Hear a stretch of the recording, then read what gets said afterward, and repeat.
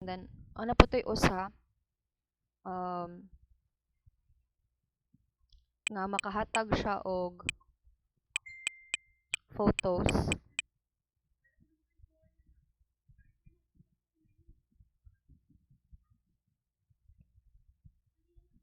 So daghan na kayo na naapay Perplexity.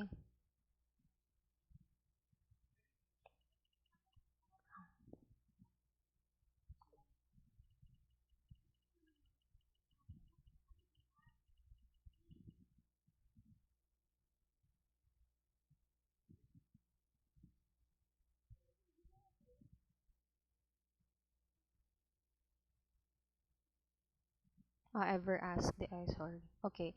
So i-demo na lang din ako ron kay online naman ta no. Abi na ko di ako ka-demo ba niya. Di na ta ka-use. So the reason we cannot use Turnitin anymore kay mo close na ang subscription. Very mahal mong kayo siya. We'll go back to Grammarly. But Grammarly is still okay. It can check grammar and also AI content, but it's not as strict na compared to Turnitin. Institutional man gud si Turnitin, no? So I think 250,000 ang subscription for institutional.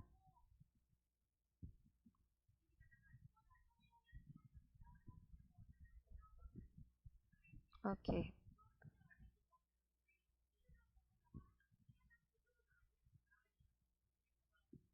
Okay, before ta mag-start, let us pray first in the name of the Father, the Son, and the Holy Spirit. Amen. Prayer to Saint Rita. O glorious Saint Rita, thou who did share in the marvelous manner the sorrowful passion of our Lord Jesus Christ, grant me the grace to suffer in patience the miseries of this life, and be my refuge in all my necessities. Amen. Saint Rita, pray for us. In the name of the Father, the Son, and the Holy Spirit. Amen. Okay, so good afternoon once again, everyone. Before we will proceed with the remaining two frameworks, no, from our previous class, so allow me to introduce to you the several AI tools that I have just found out this yeah, actually yesterday, and then amo siyang gitestingan this morning, no. EverAsk is also one, and then the other one also is Turnitin. So, ato na lang siya siyang ipakita sa inyo how it works, no? At least you will be familiar with it.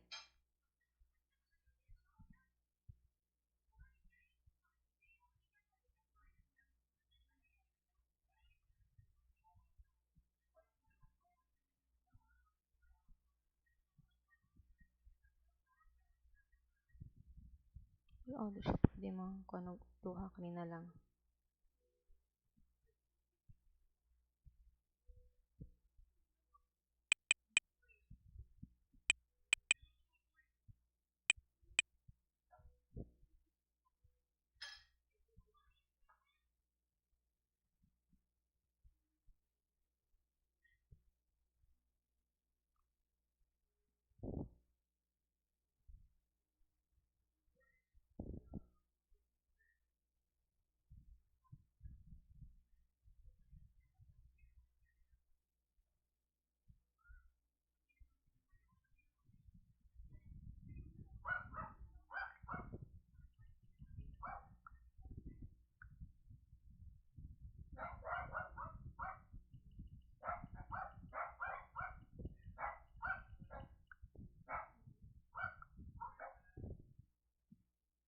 Wait lang. Wait, manage kayo ha.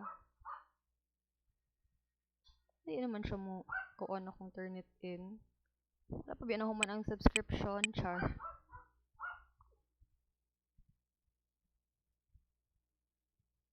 Actually, pakita na ko how it works. Wait lang.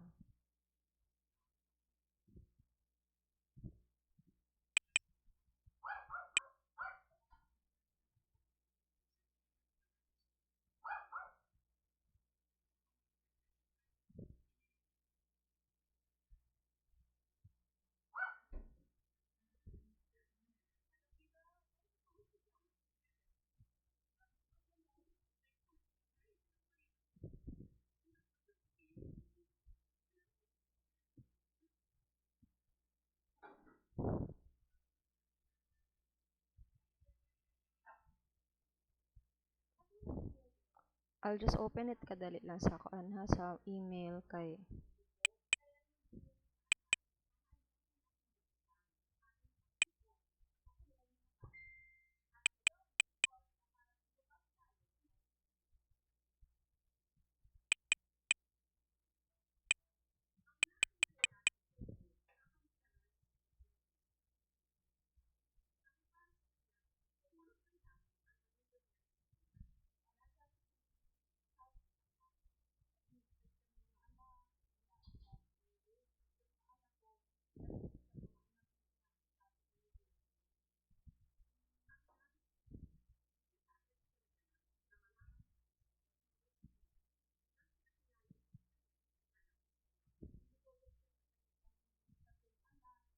Okay, wait lang. Let me share my screen again. I think it's working now.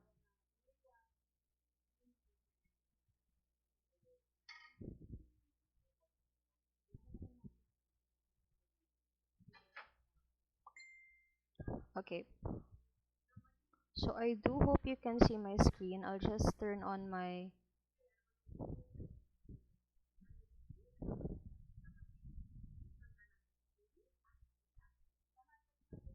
picture in picture so that I can see you.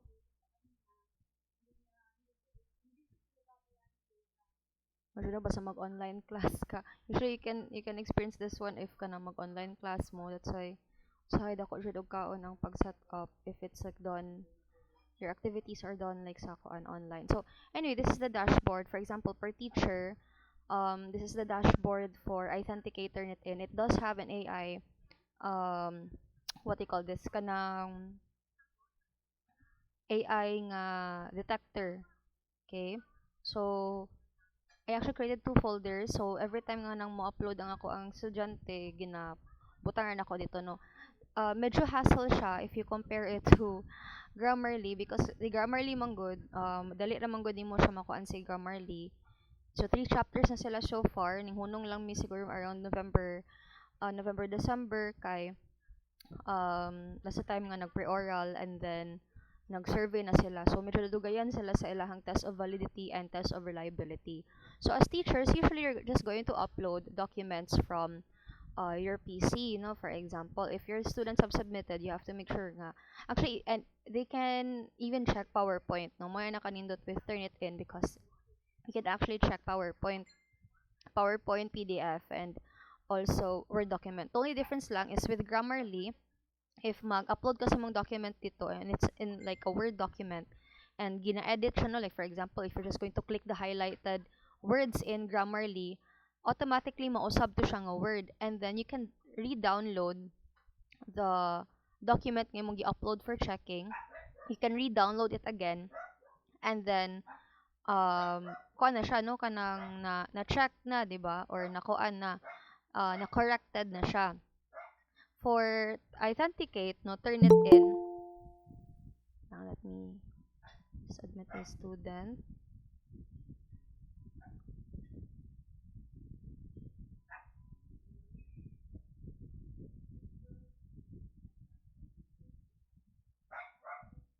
Okay.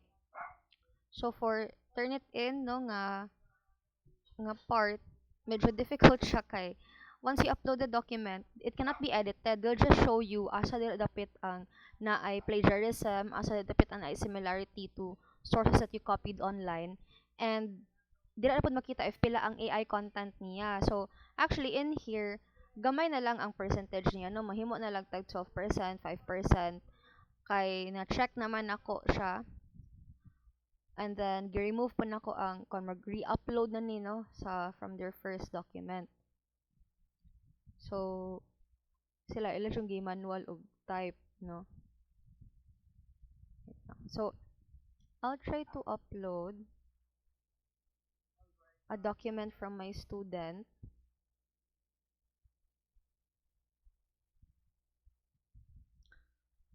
I hope na ato diri, no.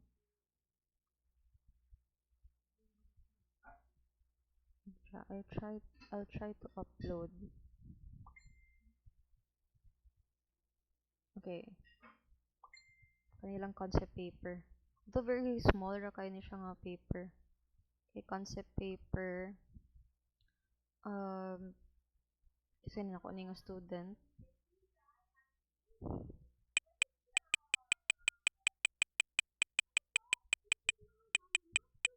Okay. So I will just not check index to the accounts repository kay usually magud for example nag-upload na abi ko og document from Merlina's paper before, no.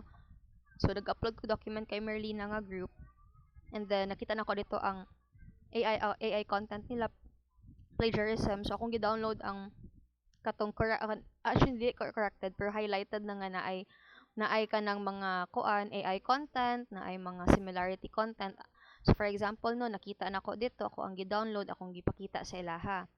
After once na nakakita na sila nga na ay mga sayop sa ilang paper kay daghan kay dito ang kanang gikan sa AI or wala na paraphrase og tarong, so musa na pud sila bag-o na pud nga paper sa ako.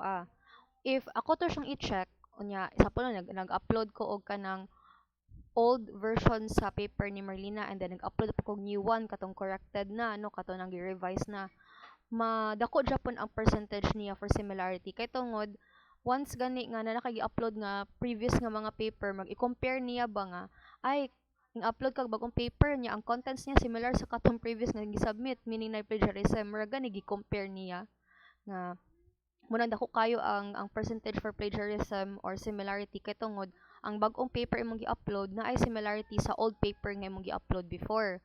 So dila nimo na siya inganaon no kay para at least walay comparison. Kay anyway ang imuha man ana is to check the new version and dili man amo matter if na similarity sa old version kay tungod same man jud sila content because they came from the same student. Diba? Margog ka ng first version sa paper niya nga submission, imuhang gi-undergo og checking. Dayon, second version gi-undergo na pod nimo siya og checking. Pero ang mga daan nga version gina-delete na lang nako para walay comparison. So it's the newer one na lang ang ako ang gina-retain. So it usually takes a while. Actually, kusog na imong internet sa balay no, pero it takes a while because they have to check if asa na siya nga sources gikan. Labi na if dagan kay AI content. So muna sa Turnitin, no? So while we wait, I think we can open this one first, no? While we wait for Sir Brondo, dako kay ka Sir Brondo, 39 ang iyaha. So it can pass, no? You see here, it's in the color like brown baron or usually kung okay siya na siya sa mga other like color blue or green, no? Kay mo man na siyang acceptable percentage. The lower the percentage, meaning lower ang cases of like plagiarism or similarity. Okay? So nakasabot ra so far how Turnitin works? Yes, ma'am. Okay. So in here, what I usually do is i-filter sa nako siya daan. So mugamay ni siya ang percentage sa overall similarity and even pag-check sa AI writing if I do the filter first. So syempre, unsa man ang ako ang i-compare, dili na ko i-check ang submitted works kay for example si Merlina ning submit na siya ani nga paper ato pa lang pag June atong ibutang ning submit siya ko paper sa June unya naa sa akong repository unya ni submit na pud siya pag August kaya tungod gihatagan ako siya sa katong corrected niya nga paper with corrections sa nga paper. So if mo click og submitted works mo dako siya kay i-compare sa katong previously submitted.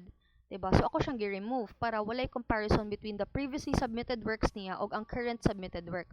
But I kept the publications, cross-ref, internet content, and cross-ref posted content. Kay kinahanglan jud na i-check if naay mga contents nga similar nga gikuha sa internet.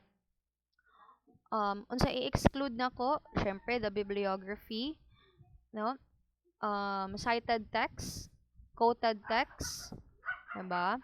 Mga small matches lang, no? Let's say kanang mga 3%, per depende na if imo ba na siyang i-require or dili. Ang bibliography is like your reference list, no? Kay tendency madakpan maigo jud siya sa Turnitin kay tungod your reference list gikopya ra man jud nimo jud siya sa original paper sa lain nga author, di ba? Kay syempre imo man siyang gi-cite, imo man gikuha ang iyang reference, di ba? Kung sa research pa na siya, mao ni siya ang reference list, no? This one, di ba? So, syempre, kuan jud kanang makopy jud nimo word for word kay kinahanglan mo jud nimo siya i-cite god labi na if imong gikuan is naka APA 7th edition format na siya. We're talking research na here, no? In my research class nga na, no? So we exclude this para di siya maapilog ihap. Kay anyway, dili naman ta makaingon nga plagiarism or na ay similarity because um bibliography pa lang daan, it means nga it's a list of references. Okay, exclude quoted text, no, or the cited text, no, or in-text citations. Kung mag-check ka og research paper, these are your in-text citations, di ba? Mabutang ka, it's in the APA format pag ani, no, mabutang ka direct name sa author and then year published. So, usually gina-exclude na ni namo. Ang small matches pwede ra pod, depende na sa imuha. But if imo pa nang daginoton, you exclude this na lang. But if you want to include small matches kay gusto jud ka nga dili jud siya similar word for word, then pwede ra pa nimo dili ibutang. So what will happen from 12%? O pila man ang number of words nga masulod sa exclusion threshold or ang ma-exclude or ma-exempted sa pag-check, no, nga pila ka book words nga magkapareha sila sa original source nga i-allow ra nimo. So for example, I will only allow 3 words, okay, 3 words nga exempted nga similar siya. Okay, similar siya sa sa original source. Okay, once anay I will apply the effects. 8 ra siya yung gusto, dili siya ginahan sa dili siya ginahan sa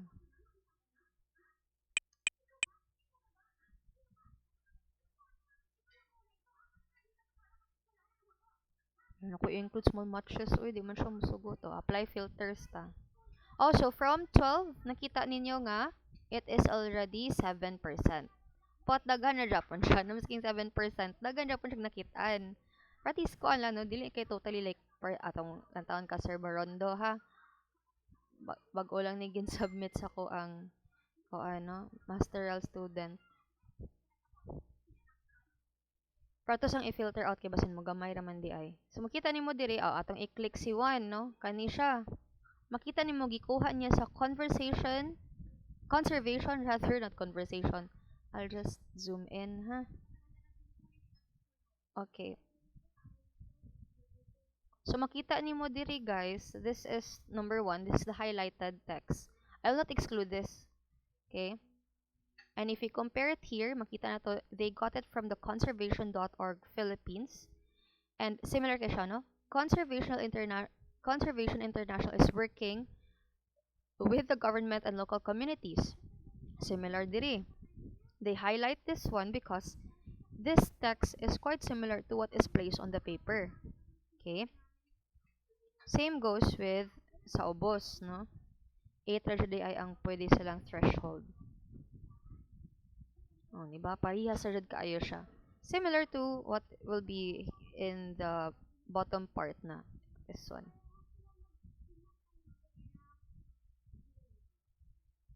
Pero ginagmay raman. Ginagmay raman actually. Ma-detect jud niya asa gikuha. Kani case of futurals.org. Continue to provide ecological, economic, and social benefits. Same jud siya diri. Future generations. So similar jud kaayo siya. You can even view the full source text asa gikuha o asa siya nga website if it can be located, no, sa internet. So you can exclude the source if allow ra nimo or appeal jud siya sa iha. But anyway, 7% is okay. Okay, let's go to this one. This is a very huge, like 39% similarity. So I'll just check the filter first para at least mo gamay-gamay. So kuhaon ako ang submitted works pero i-retain ra ang uban. I will exclude the bibliography, exclude the quoted text, exclude the cited text. And then this time I will exclude small matches. Then I will apply filters. So let us see if mugamay ba siya. So from 39 it is 24, no? But it's still not acceptable because acceptable is 15%. Okay. So with here, kita nimo gikan sa Course Hero, Zap Journals, and then when you click on this part, it will show you asa nga paragraph dapit. So it's in here. Okay, so from ePrints, let's go to Course Hero. Actually, pwede naman siya i-exclude kay ang sa Course Hero naka-highlight in pink. Akong i-zoom out gamay, ha. Kung makita ninyo guys, sa Course Hero highlighted in pink, kanira man noong header. Mini ana nga na siguro ning upload sa Course Hero nga ga-share og kaning same header nga Colegio de Santa Rita. So, what you can do is you can just exclude the exclude rather the source. So it will not anymore be included. Colegio de Santa Rita raman na ang iyahang gi-appeal, so i-exclude lang nato na siya. So mula sa nahimo na og 12%. Okay? So ayata sa Guinness Press, exclude po ding Santa Rita.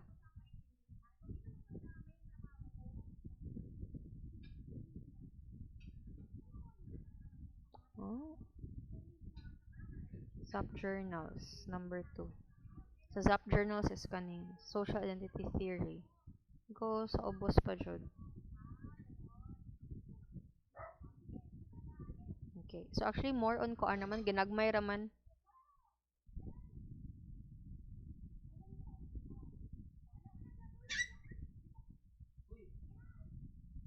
Okay, pero usay makita ninyo sa AI writing on the other hand, 30%. So 8 ana is AI generated, and then 30 rather is AI generated, and then 0 ang paraphrase. So they can actually also detect what do you call this? Quillbot. So ato siyang i-check. So kani siya guys, kaning na blue tanan. If you can see here, let us just zoom in. Mo ni siya tanan ang AI generated only. Wala pa jud niya giagi og paraphrase, gikopyaran niya tanan. So makita jud siya. AI generated, except sa Santa Rita siguro. Pero makita nimo nga halos tanan, no? Dako-dako jud siya, 30%. And then pila ang acceptable, at least 10% for AI. So he has to paraphrase, and dili lang paraphrase using Quillbot. What does he have to do, no? He has to paraphrase it based on his own. Okay, so siya ang mo paraphrase. Actually, makita na ni DeepSeek. Makita na ni DeepSeek if may AI content ba or wala. So, maon na siya. And then, what you're going to do, you're just going to download the report, no? So, you download it's different, no? Separate siya. So, you download the similarity report, and you also download the AI writing report, which will be your basis to your students sa tagaan mo na sila inga nga copy para makita nila, no?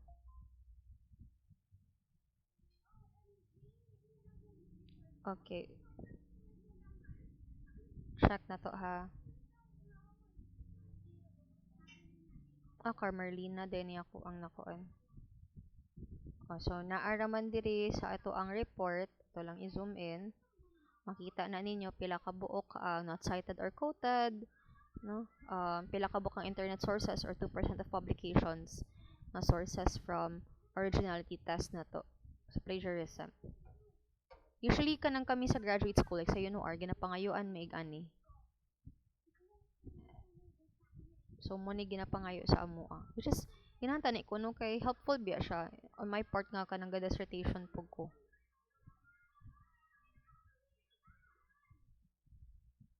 So kani this is for AI. So 0 detected AI. This is for Camerlina nga paper. Kani try na to ka Sir Borondo. So makita jud nimo no pila ka percentage for AI writing. DeepSeek can do that, but it's not detailed compared to this one. Although makadetect siya actually, no? Ginakuan niya. Similar po siya actually with Turnitin. The only difference lang is si Turnitin is ang document siya iyang gi-check, na yung mga highlighted words. Si DeepSeek is just a summary.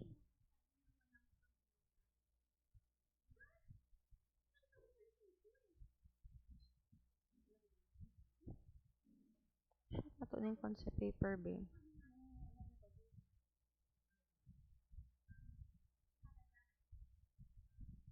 Yan, kay Mr. Berondo. So, 7% overall similarity.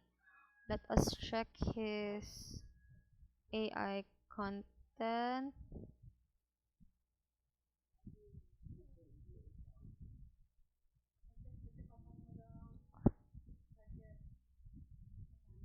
So, nara, 70% detected as AI. Caution, review required. So, muna ginahatag nimo sa inyo ang mga estudyante, no? To let them know. Mag-review din ninyo ang paper.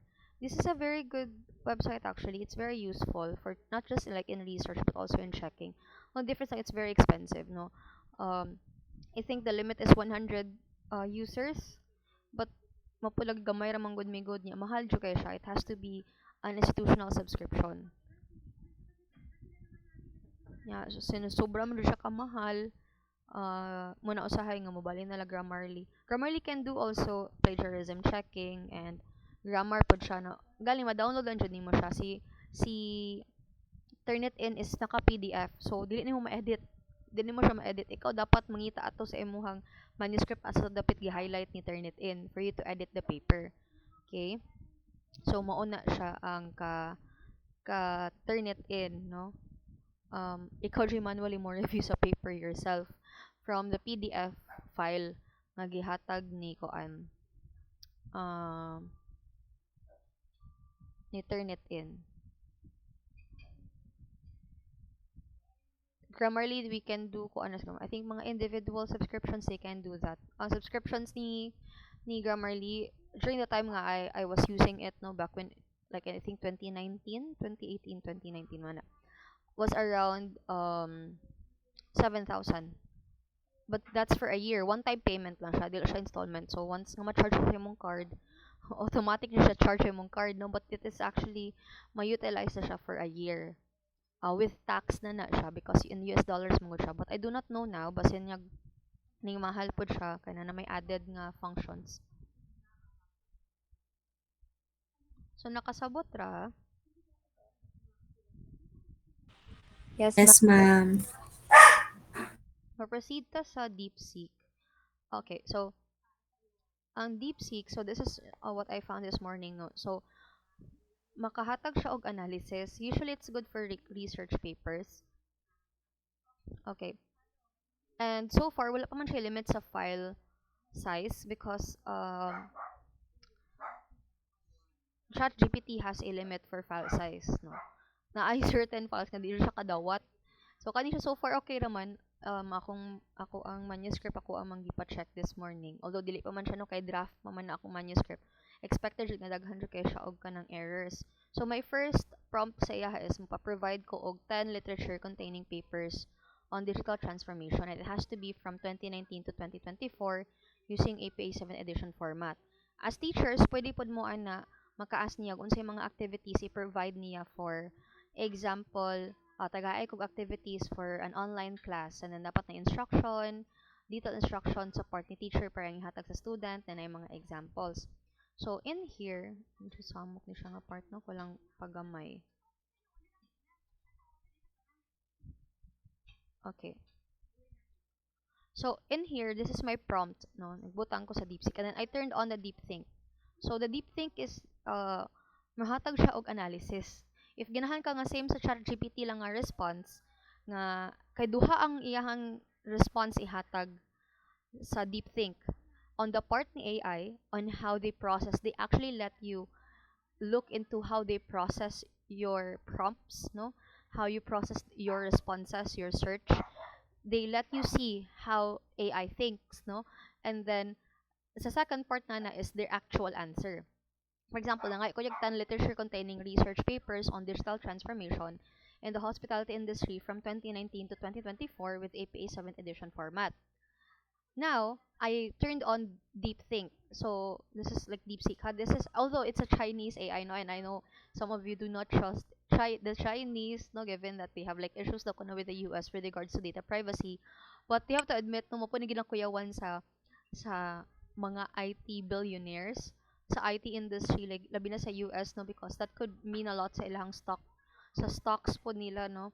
Kay syempre if na ay strong competitor, no, kay although ChatGPT naman po sila like co-founder nila is like an Indian but it's still like sa US based man gud siya. So mo ni ang gibutang niya diri thought for 47 seconds. So it took the AI 47 seconds to think about it and it has like a personalized touch. I think I already sent you a preview of this one sa group chat, no. So wait lang. Kadako pod sa iyahang kaning ingani oy.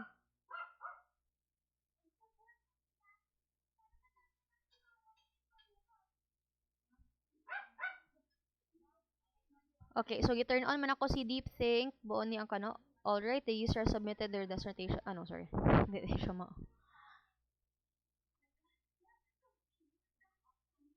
O pa thank you ko i-analyze po niya ngano nag-thank you ko.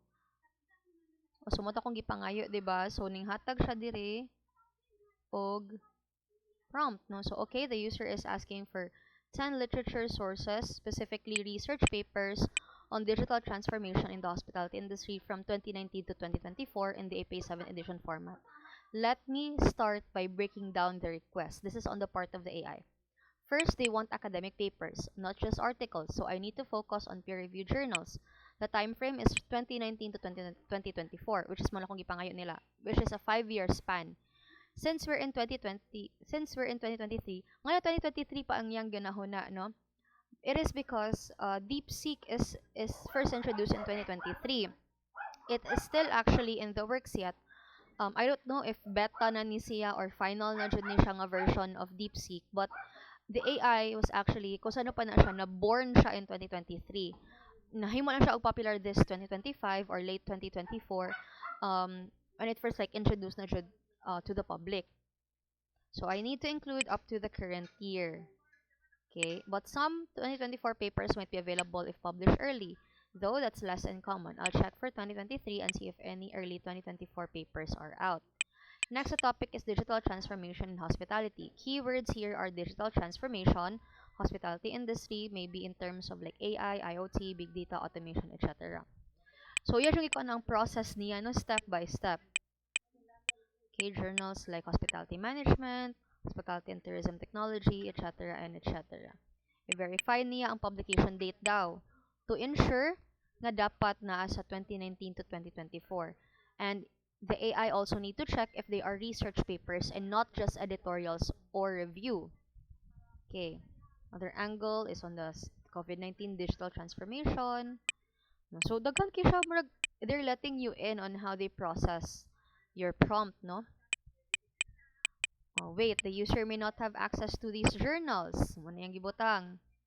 So, providing DOIs would help them locate the paper. So, the DOI, for those who were under my research subject back in senior high, the DOI is a digital object identifier. It's similar to a link, hypertext link.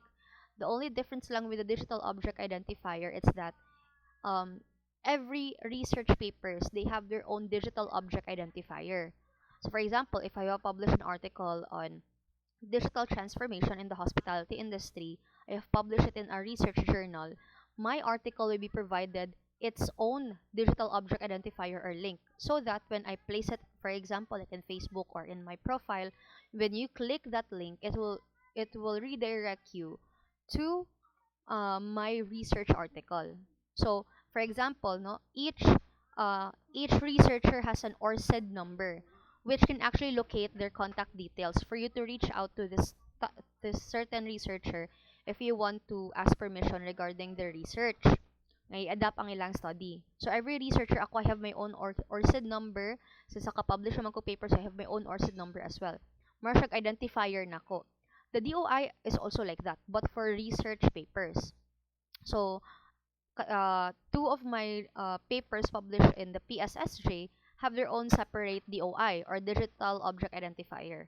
So, according to DeepSeek, since nagunahuna po siya nako, no, nagunahuna siya. Wait, the user may not have access to all these journals, so providing DOIs would help them locate the paper. If I can recall the exact DOI, I'll just leave a placeholder or note. Or, mo suggest siya nako og DOI lookup tool. Let me list potential papers. So, mo ni siya mga potential papers nga kita niya. Now, check the years, all between 2019 and 2023. If the user allows 2023, that's acceptable. Some might have 2024 if published early, but I just might need to adjust. So, nihatag po siya og mga APA 7th edition formats. I think that's a solid approach. Now, compile the list with accurate details as per my knowledge. That's the knowledge of the AI.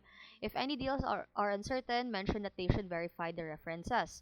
Also, maybe add a note that they can use the library database or Google Scholar to find full text. Now, this is the actual response na jud from your prompt, no? So, below are the list of 10 research papers. As you can see, it has a different colored text. Now, the one is like faintly colored lang siya. Very faint ang pag-colored niya because you're actually looking into the, not mind exactly, but looking into the process or the thought of process, no, ni AI, ni DeepSeek, while they are gathering information to send a response to me in just 47 seconds. Now, this is the actual response. Usually, when you go to ChatGPT, this is what you would also see. So, makita nimo nga naghatag din siya og DOI, and naghatag siya og unsa siya focuses on robotics in hospitality and tourism. I wish I could have used this when I was writing my paper. ChatGPT 4.0 ra man gud ako ah. Basta i-turn on lang nyo ang DeepThink. If naka-turn off ang DeepThink, they will not let you in the thought process of the AI. They will just give you this response. Automatic na siya, no? They will not let you see how they come up with this. But if you click DeepThink, they would actually let you see, no? And it's so funny because this morning, well, as I was sharing this to my co-teachers, no, si Sir Christopher ning try siya niya. Ang yang gisearch is ang Cleopatra's Egg, no. Syempre it's a fictional artifact, no, from like a Western movie, no. I think it was like Red Notice, no niya. Iya siyang i-insist kay si Ever ask ni hatag ko nag picture sa katunga egg while si Deep Seek ning insist siya nga one artifact does not exist. No, this artifact does not exist niya. Iya man giturn on ang deep thing. So, mo siya gikasabahan nga ang user wa kuno kasabot. Kay sige ko no siya pangayo ko daw kuno sa sa Cleopatra's Egg pero wala man siya ga-exist. Dapat ipasabot daw kuno niya sa user which is ang human, no, si Sir Christopher nga ang Cleopatra's Egg does not exist. It is like adapted for a movie ra siya, no, and then yeah, murag na siya nakabutang dito nga the user does not understand na ba nga sige siya po siya pamugos, yeah, the user does not understand, no, kind of scary for a while pero because no, when you think about AI being sentient, no, you think of like Terminator, you think of Westworld, no, kato nakakita Westworld na series, di ba, nga when AI goes sentient, no, so ning ana no, so mo ni siya what you usually see sa kuan sa ChatGPT mo man ni siya no, pero katong faint note is like how the AI shows its like thought process. When does it come in handy? If you want to let them check papers or case study responses, they can also provide full detailed analysis, which is will be here later on, no. So nahatag siya mga kuan no kanang the AI was actually true to their word, no, nga muhatag ko na siya og recommendation in case ang DOI dili siya malocate. Okay. So I said thank you, no, syempre. So I said thank you here.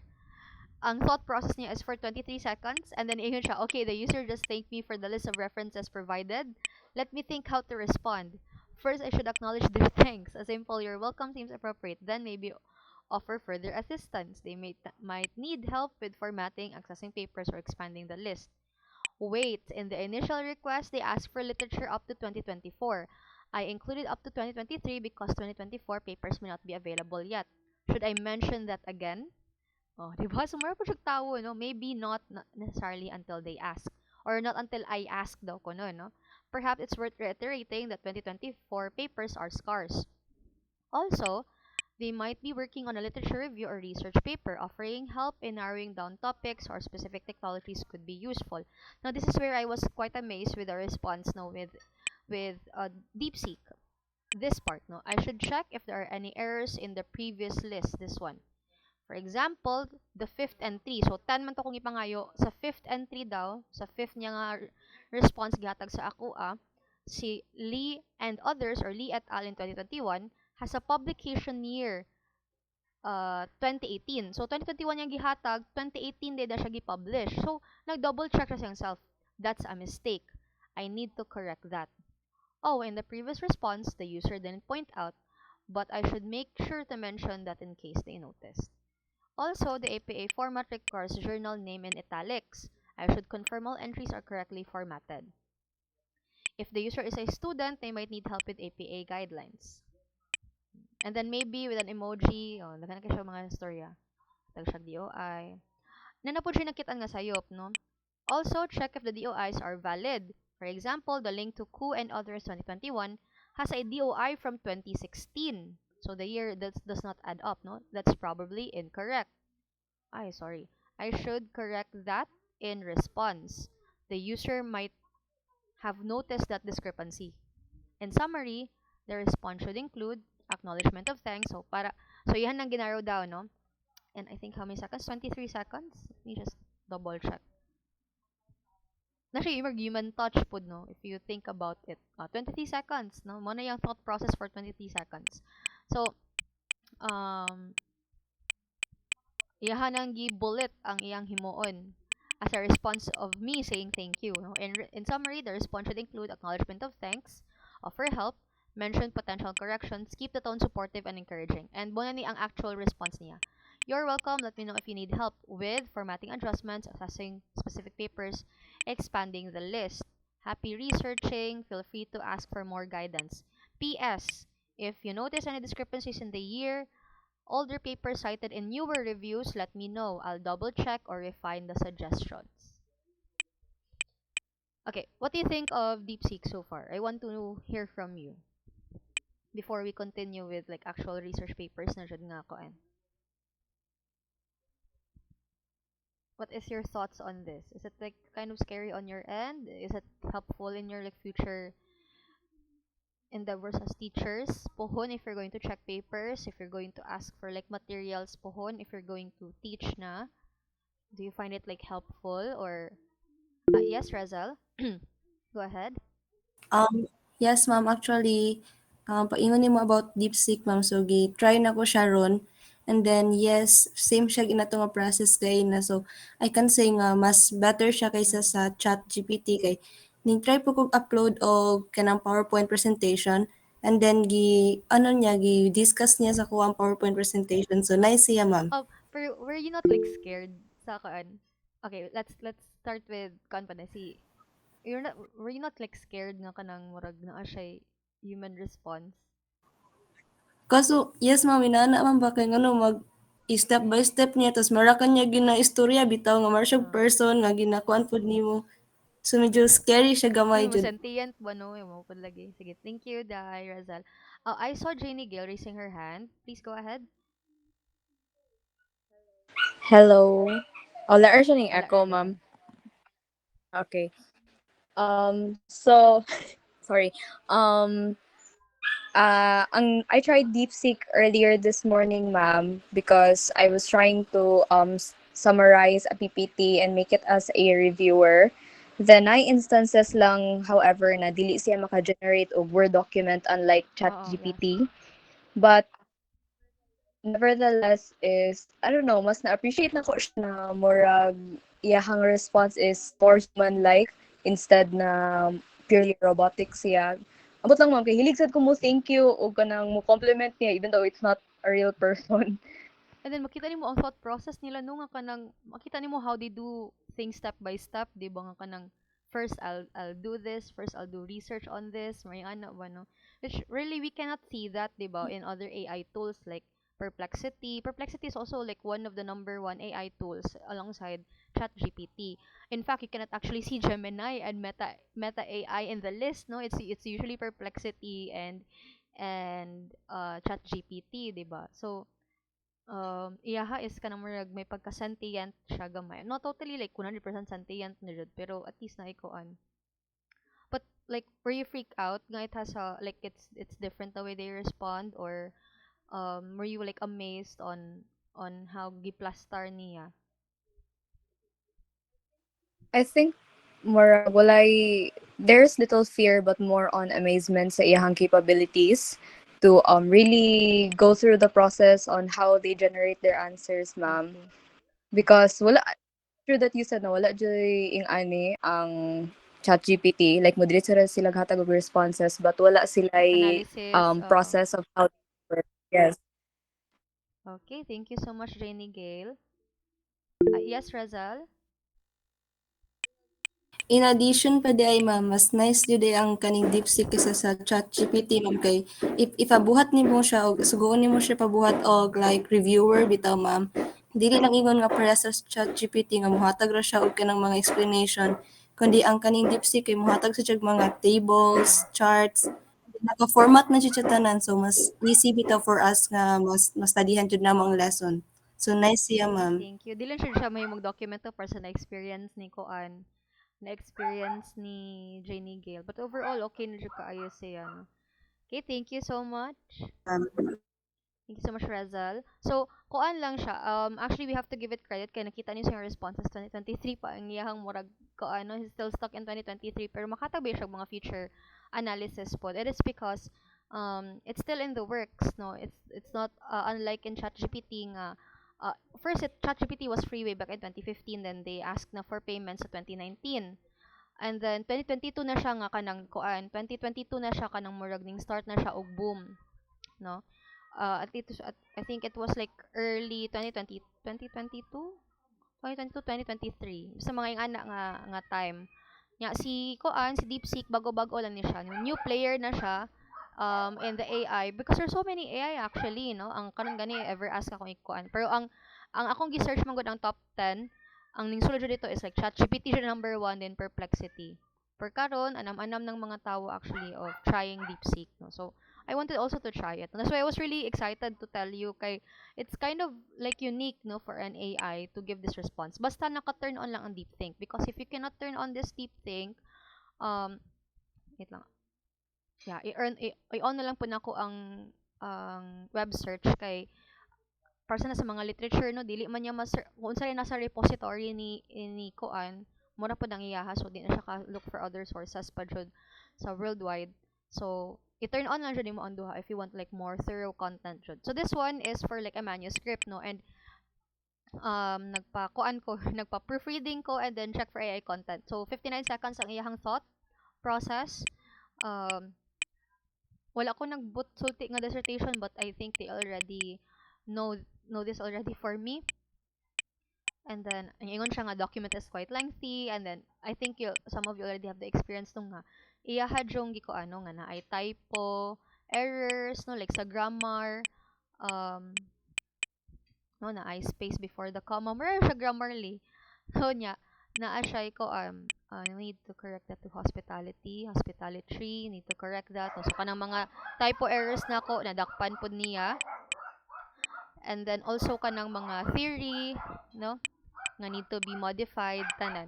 So nakita niya actually if you're going to let, like for example mag-research mo pohon, they are going to provide a deep analysis on how you should improve, no, most especially if in your research advisor abi kay dili kaayo present, no, so you can have like the DeepSeek to do the analysis for you and the checking of your paper, especially if your advisor is not always present to give feedback.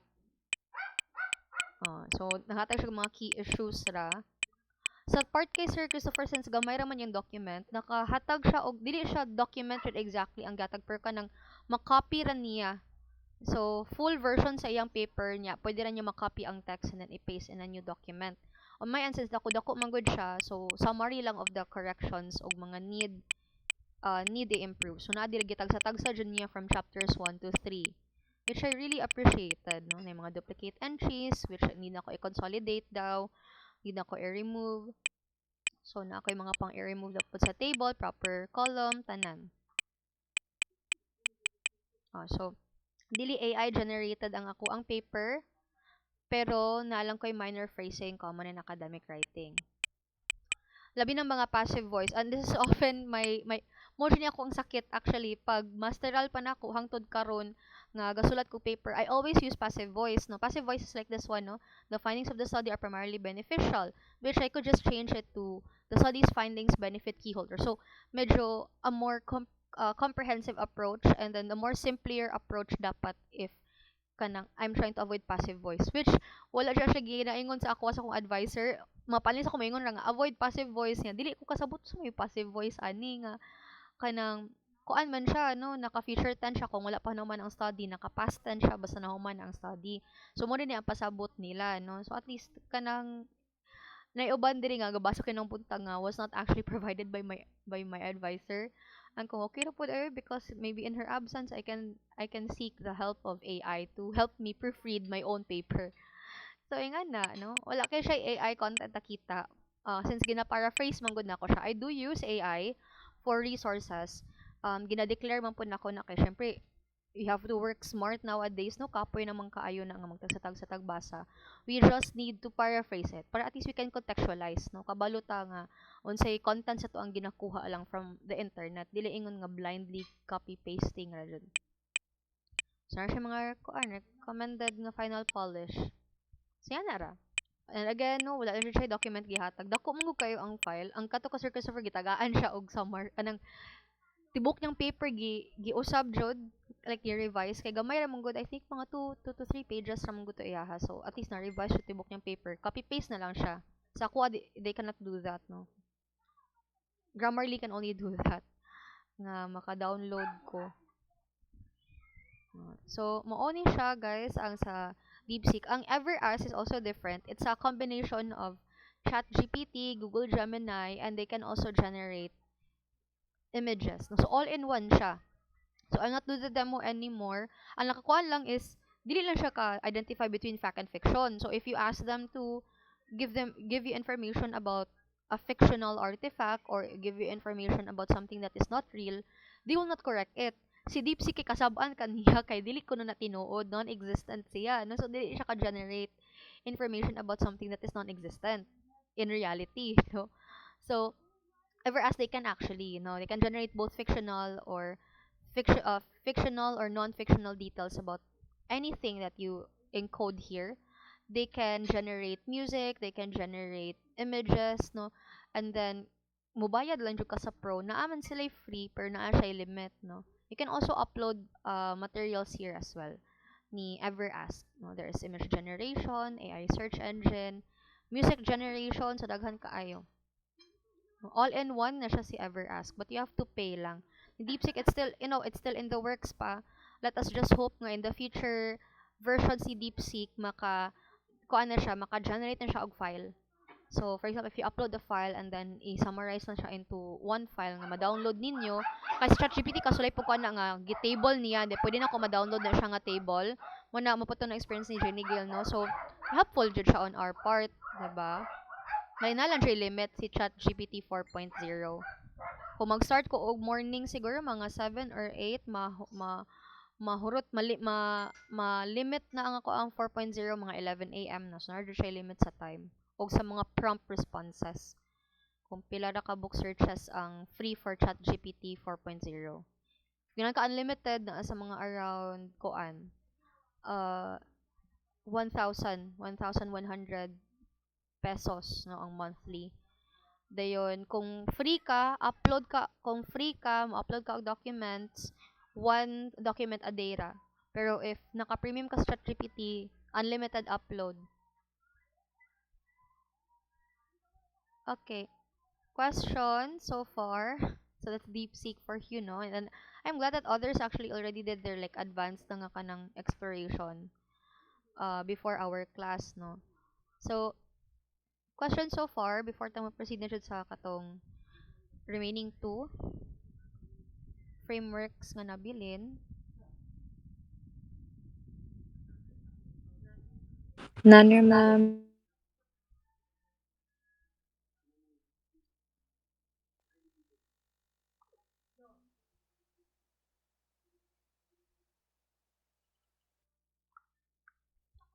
I'll open my PowerPoint. Wait lang siya.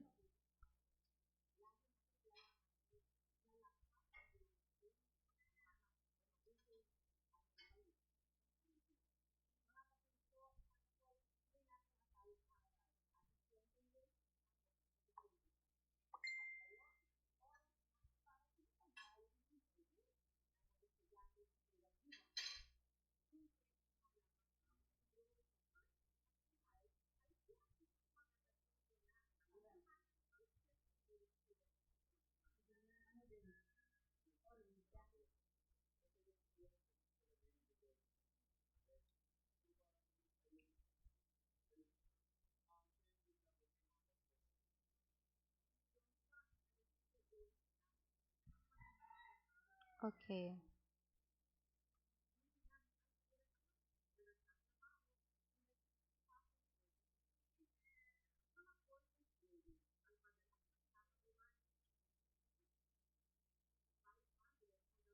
Okay, so we will just finish the remaining two.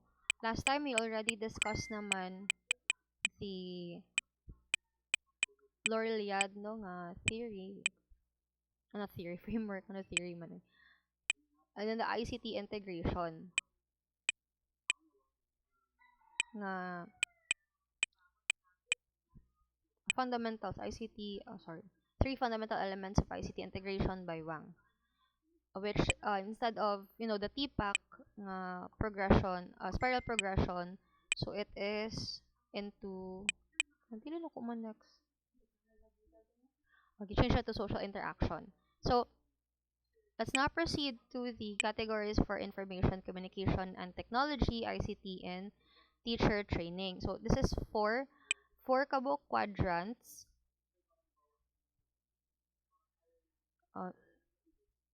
Okay, so this is from Haddad. No? So Haddad in 2003 states that the teacher's use of ICT supports the development of higher order thinking skills ang ang HOTS. No? So it promotes collaboration po daw. No? So this is the reason why trainings in ICT pedagogy integration are promoted. So this is towards or geared towards teachers na po. Wait lang.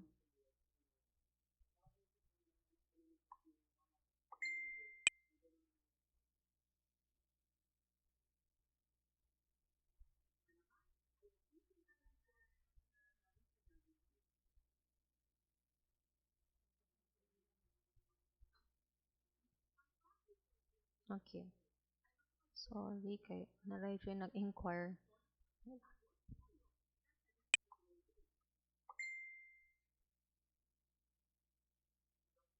Okay, so this is from Haddad. No, Haddad actually mentioned in 2003 how ICT integration is important, but Jung in 2005 he organizes into various ICT teacher training categories. No, so naatay core technology, which is under ana is ICT as a main content focus, and then ICT as a core delivery technology, and complementary technology where ICT is a part of content or methods, and ICT as a facilitating networking technology.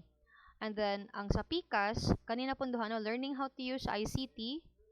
So, ICT as a main content focus. So, ang paggamit sa ICT, and then ICT as a part of content or methods.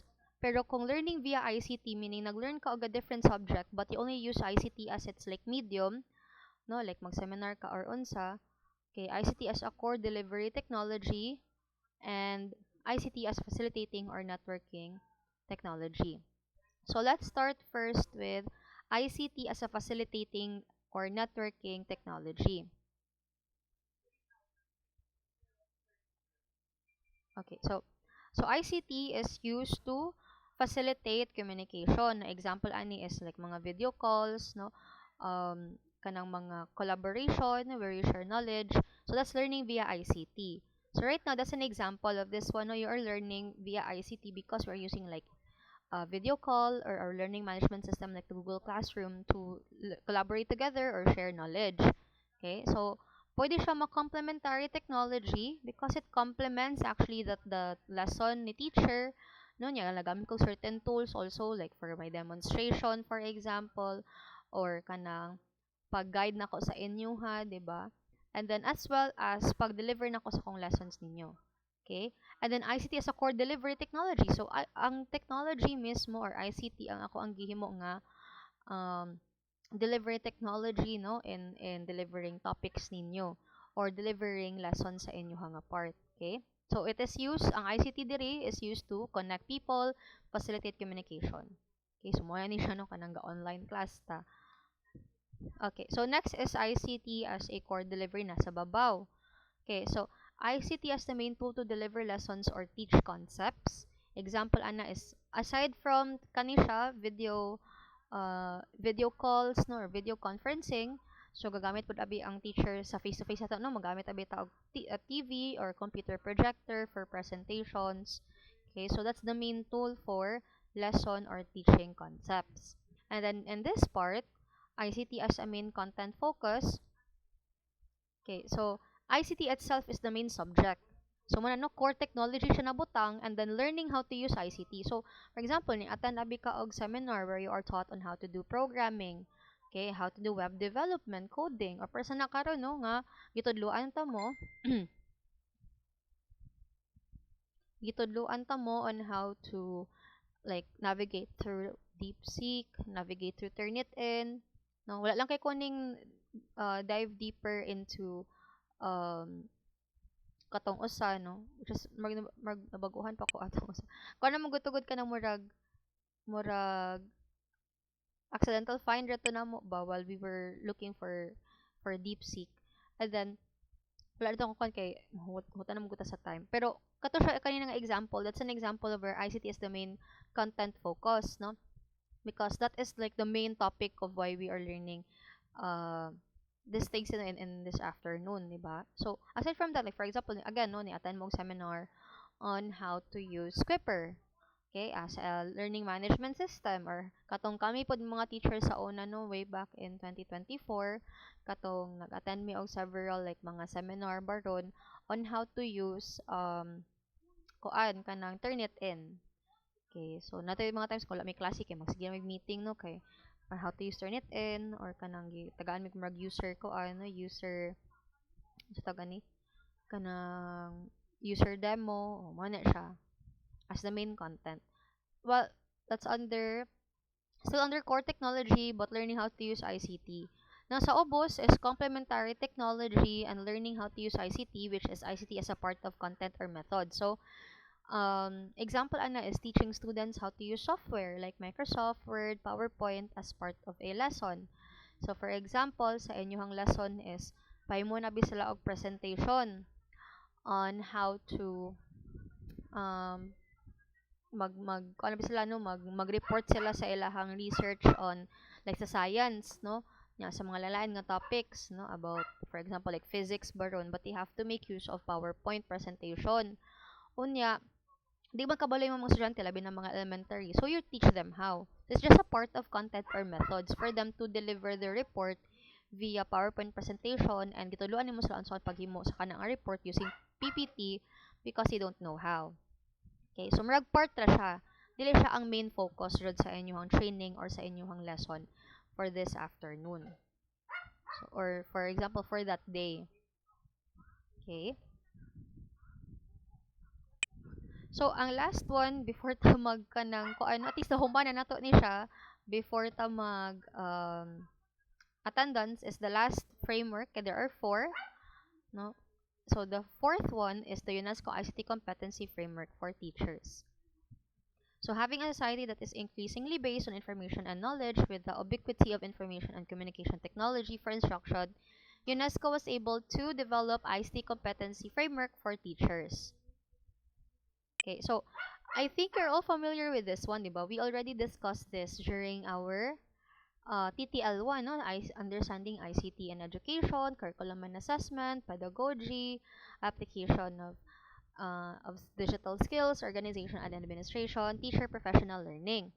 Now, similar to kay Laureate, naka-breakdown po siya into several parts no under each of the ICT competency framework na to no kani siya under aning 6 kabuok no ng ICT competency. So natay knowledge acquisition, how we gather the information, for example, knowledge deepening and knowledge creation. So first is ato sang ilahon no acquiring knowledge. Once we acquire the knowledge, we deepen pa jud our knowledge on the specific. We become proficient, we become experts na of this knowledge that we have acquired. And once we have gained deeper knowledge about this specific information or specific topic, we will have to create na our own from our existing knowledge nga na-acquire. Okay? So, first acquire, then become experts, and then create your own. Okay? So, mo na siya. No? So, every policy, di ba, or every ICT competency standards na to, naa siya iyaha nga ko ano, knowledge acquisition, knowledge deepening, knowledge creation. So, di ba, policy understanding. Ato itong gila-ila, di ba, ang katong 6 kabuok no nga ICT competency standards. So, that's policy understanding. Then, policy application. No? We apply our understanding in ICT sa to ang pagtudlo, for example, or lesson plan. Then, we innovate the policies. Okay, from the existing policies ni ICT, ato rin siyang i-innovate, i-improve pa dyan dato siya. Nga mo fit siya sa ato ang learning.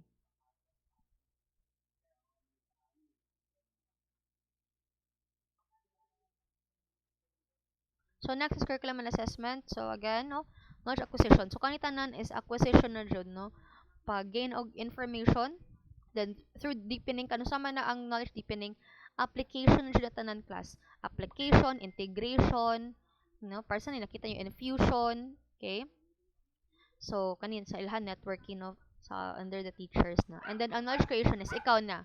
Ikaw na ang mohimo. Knowledge society skills baron, self-management, transformation, learning organizations, and then the teacher as the innovator. Okay? So that is expected na of the teacher. No, first they acquire knowledge, then they deepen their knowledge about this, and then they create their own. Okay. So that is it. Ito itong summarize guys. So kay manong 2:30 na. Summarize na lang dyan na ako. But anyway, we are done naman. This is the last part. I think, wait lang. Ano naman siguro ko yes, marag last part naman ni siya. Explanation na lang man to nabilin. So this is the last part. We will be having the activity na by next week. No? So actually naka-prepare na to siya. Napag ko'y bayranan sa library no. Pero naka-prepare naman to siya. Ang ato na lang siya pag-integrate. Probably by Tuesday pwede na ta ka face to face. Although again no, atong schedule unta Tuesday is online. But since atoan naman ang nahimo karon, so adjust na lang jud ta. Pwede naman dra punta sa kuan, pwede naman dra punta sa covered court kung wala dra classroom kanang 1 to 2:30 kay tungod maski mo face to face sa anang Tuesday kay tungod kuan manggod. Activity ra man siya. So di ako mag-require og PowerPoint, di ako mag-require og internet. Karon na jud ko nag-change. Aside from kanang I was not feeling well kanina, nakainom naman akong meds ron no, so at least okay na akong na-feel. Pero kanina I was not really feeling well, so I had to come home. We had to transfer it online. And then at least pod before jud ma-expert kay uta kabalo basin pang next week din ako kagamit og Turnitin. So na mag-download ko kuan sa akong mga materials no para di tumawala. At least naka-demo pa ko ninyo. Wala jud ka tani ko'y plano mag-demo sa Turnitin. Ako na lang jung gi-insert kay ako naman kung gidawat nga ay okay marag dili na jud ay ko kakuan sa inyo ha. Ka-demo, pero naka-demo pa man di ay. Okay, wait lang. So, activity lang ta. Hatag lang kog handouts. I think maka-individual man mo og handouts sa kuan per student and then duha na siya ka klase nga activity. So, we'll start with the first one. If di siya mahuman dayon, continue na to Thursday.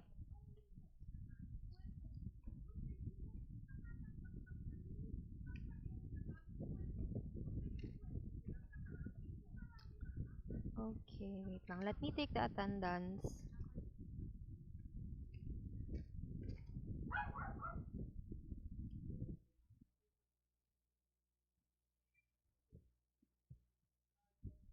Okay, so once I call your name, kindly click the